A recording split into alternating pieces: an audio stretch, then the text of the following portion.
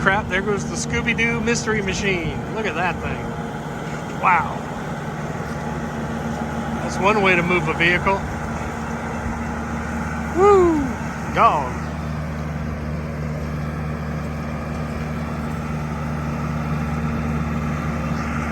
Alright, well, here comes the Isuzu pup, still under factory warranty.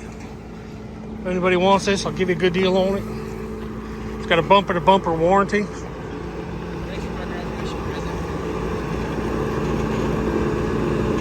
Morning. What are we doing today? Today we're going to talk about some spring weeds. We're going to talk about split pre-emergent program.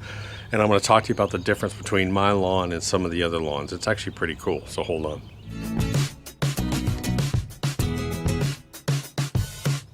Hey guys, we cover almost all this in the guides, what I'm talking about today. So get the lawn guides, they're free.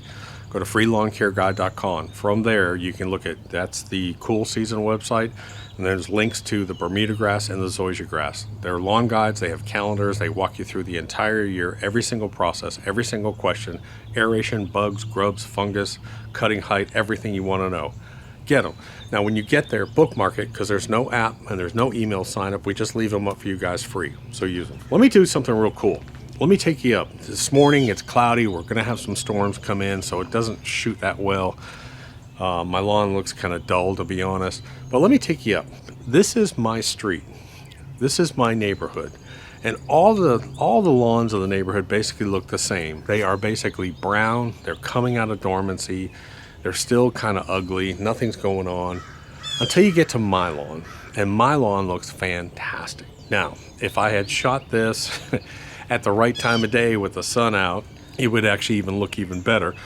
But the difference is our Jumpstart program. Again, we're not dumping huge amounts of nitrogen down on our lawn. With all the treatments I've done, I may have put down, because everything we use is mild, maybe 3/4 of a pound of nitrogen over the past 6 weeks total on my lawn per 1,000 square feet. Ooh. Airplanes. So the next question is going to be, Doc, why does Barb's lawn look so bad? Well, because of the farm property, and because Ryan's over there working with me and I'm spending a ton of time over there, I don't have time to do Barb's lawn treatments anymore.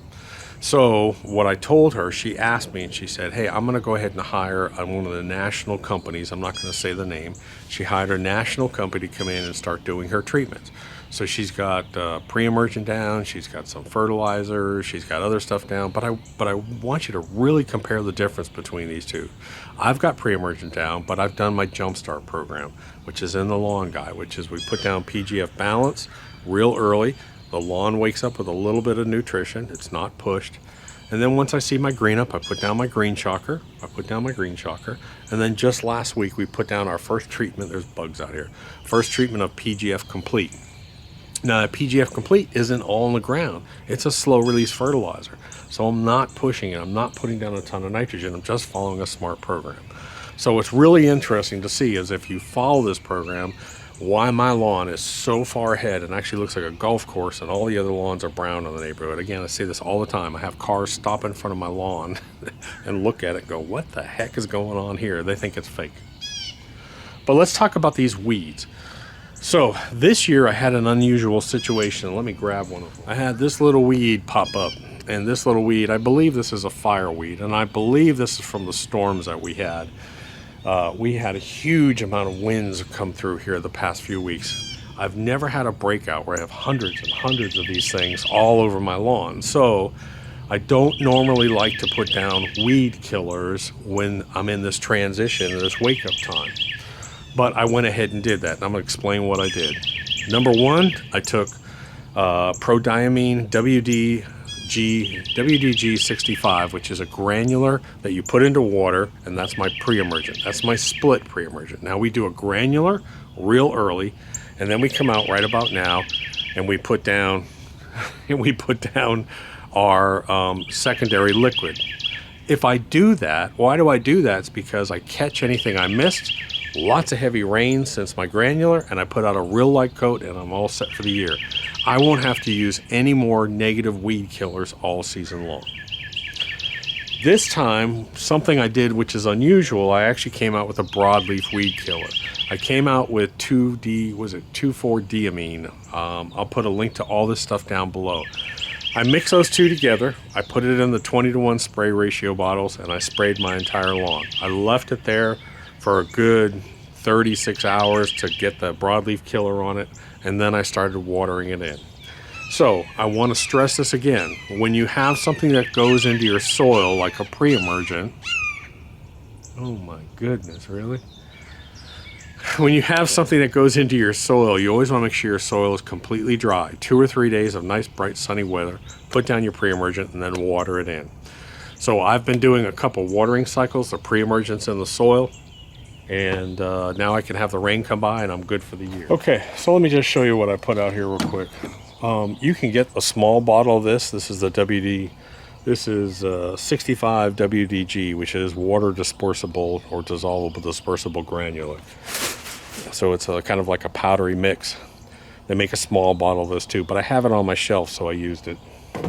The next thing I had on my shelf was 2,4-diamine. This stuff is really cheap. You can get it on Amazon. I linked to it down below, and it's a great all-around broadleaf weed killer. Just make sure, read the label, make sure you can use it on your lawn, make sure you use the right amount. Again, I put it into my tea pitcher. I put it into 20-to-1 ratio hose and spray bottles, and I sprayed it all over my lawn. Now you can do 2 separate treatments if you want, which is probably better off. You could put down your pre-emergent and spray it down and then water it in, and then come back on the next day and actually put this down, the 2,4-diamine, and then leave it, because it needs to stay on the foliage. So this needs to go into the soil, and this needs to go on, stay on the foliage. So what I did was I mixed the two and sprayed it and just left it for a good 30 hours. After that, I started watering it in, and it's working out great. So one thing I thought I'd do real quick is let's go take a little bit closer look at these 2 lawns out here. All right, so there's my lawn. That's the current state of it right now, this morning. Now let me show you Barb's. Man, these birds are just loud out here today. And then there's Barb's. Pretty amazing, isn't it? So this is the national company that's doing her lawn. And it's a good month behind mine. Again, here's my lawn. Now that's pretty crazy right there. That is just crazy. By the way, if you're wondering what all those crates are, my wife has a wreath on the door, and she thought it was really cute that the little birdies were building a nest in the wreath, until she opened the door, scared one of the birds, and one of the little teeny babies fell out, and I heard her screaming like someone got murdered. So I had to go there, pick up the little baby, put it back in the nest, and it's fine. Jeez. So she put up that barrier because Amazon kept delivering to the front door and scaring the birds out, and she thought the babies were going to die. What a cluster. So what else is going on here? We have a ton of stuff going on down the farm property. I just met my general contractor for the full remodel down there. All the crap is taken away. The barn remodeling is just about done. I have bush hogging going on. I have a massive tree crew coming in, cut down probably about 75 trees on the property all around the place. I have to get septic systems put in. We have to work on the well system down there.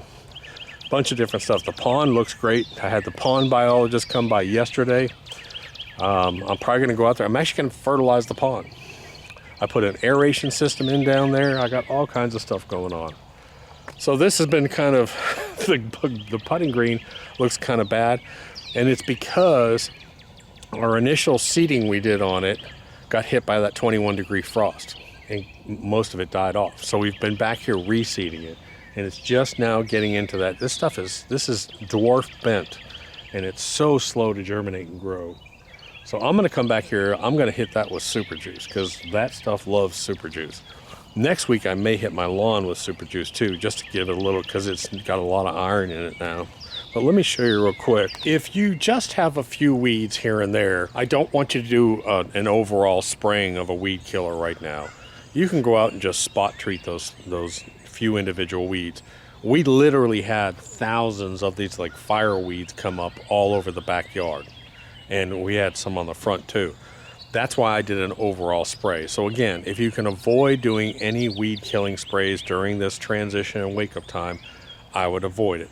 Pre-emergent, yes, you want to do your secondary pre-emergent.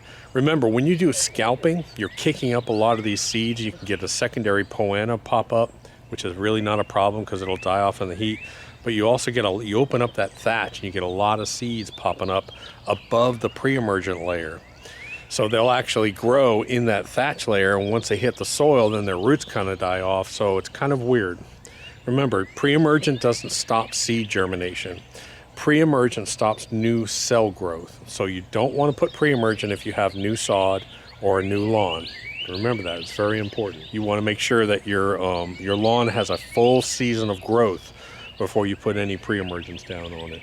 But I didn't have a choice here. I even have, you can see some of them here.